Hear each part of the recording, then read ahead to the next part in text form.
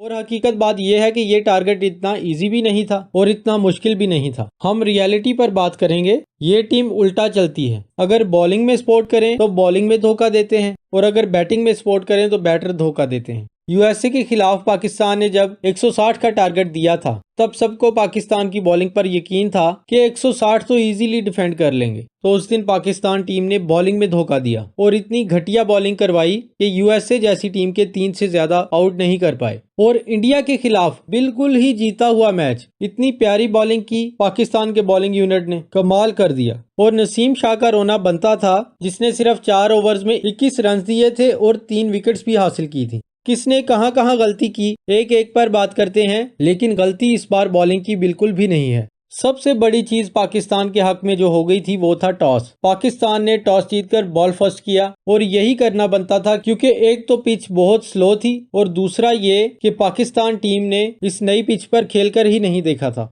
ये सब जानते हैं कि इंडियन बैटिंग लाइन बहुत अच्छी है, लेकिन बैटिंग कैसी की उन्होंने आप इन स्कोर से अंदाजा लगा सकते हैं कि पिच का क्या हाल था और वहां बैट्समैन के लिए खेलना कितना मुश्किल था। इंडिया की तरफ से सबसे ज्यादा रन्स करने वाले ऋषभ पंत जिन्होंने 31 बॉल्स पर 42 रन्स बनाए। रोहित शर्मा ने 12 बालों पर 13 रन्स, विराट कोहली ने 3 बालों पर 4 रन्स और पाकिस्तान ने इंडिया के सिर्फ 15 ओवर्स के अंदर 96 रन्स पर 7 आउट कर दिए थे। 19 ओवर्स में सिर्फ 119 रन्स पर इंडिया की ऑल टीम आउट हो गई और सिर्फ 120 बालों पर पाकिस्तान के लिए 120 रन्स का टारगेट था। और हकीकत बात यह है कि ये टारगेट इतना इजी भी नहीं था और इतना मुश्किल भी नहीं था। हम रियलिटी पर बात करेंगे। पाकिस्तानी टीम जब बैटिंग पर आई, बाबर जो कि 10 बालों पर 13 रन्स बनाकर आउट हो गए। हाँ, उन्हें रुककर खेलना चाहिए था, विकेट भी बचानी चाहिए थी। और मोहम्मद रिजवान जिन्होंने 44 बॉल्स पर 31 रन्स बनाए। इंडियन प्लानिंग के झांसे में आगे रोहित शर्मा जो कि बहुत जबरदस्त कैप्टन हैं, उन्होंने रिजवान की विकेट के लिए ही जसप्रीत बुमराह अपने लीडिंग बॉलर को ओवर पर लगाया था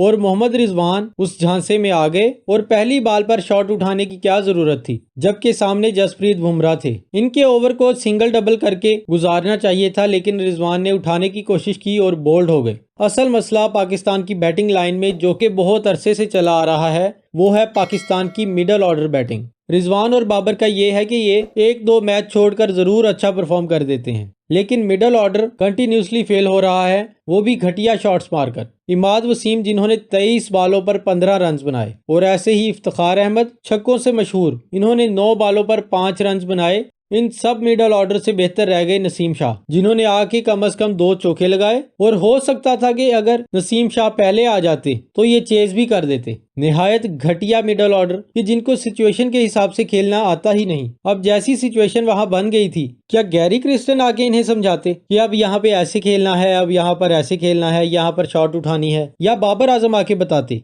सिचुएशन के हिसाब से बैटर को खुद को बदलना पड़ता है कि सिचुएशन क्या डिमांड कर रही है और यहाँ कैसा खेलना है। लेकिन नहीं, मोहम्मद रिजवान के आउट होने के बाद जितने बैटर्स आए उन्होंने कंटिन्यूसली प्रेशर और स्कोर को बढ़ाया। जो कि बॉल्स और स्कोर बिल्कुल बराबर चल रहे थे, उसको इतना बढ़ा दिया कि लास्ट ओवर में नसीम और शाहीन खड़े थे और 6 बालों पर 18 रन चाहिए थे और लास्ट ओवर में नसीम शाह ने 2 चौके लगाए, लेकिन अर्शदीप ने 18 रन्स डिफेंड किए और इंडिया ने पहली बार सबसे कम रन्स T20 क्रिकेट में डिफेंड किए। 6 रन से इस मैच को जीता। पाकिस्तान अब जिस सिचुएशन में खड़ा है, यहाँ पहुंचाने में सबसे बड़ा हाथ सिलेक्टर्स का है जिन्होंने टीम सही सिलेक्ट ही नहीं की। और दूसरा बड़ा कसूर है मिडल ऑर्डर का कि भाई अगर सिलेक्ट हो ही गए हो, अगर खेलने आ ही गए हो तो कम से कम सिचुएशन के हिसाब से तो खेलो। और ये वो मिडल ऑर्डर है जो कि काफी सालों से मिडल ऑर्डर के तौर पर ही बैटिंग कर रहे हैं, लेकिन इनको सिचुएशन के हिसाब से खेलना नहीं आया। हाँ, प्रेशर बनाना बहुत आता है कि आने वाले बैटर्स पर या मैच को एंड तक लेके जाएं और मैच को फंसा दें कि जीतना बहुत मुश्किल हो जाए। यहाँ भी बैटिंग पर किसी एक का कसूर नहीं निकालेंगे, क्योंकि पहली बात तो ये है कि ये पिच बहुत मुश्किल है बैटिंग के लिए कि जहां इंडिया जैसी टीम भी ऑल आउट हो गई और नहीं खेल पाई और पाकिस्तान टीम को भी सेंसिबल क्रिकेट खेलनी थी, स्कोर भी बनाते रहना था। बाउंड्री ना लगती तो कम से कम सिंगल डबल लाजमी लेना चाहिए था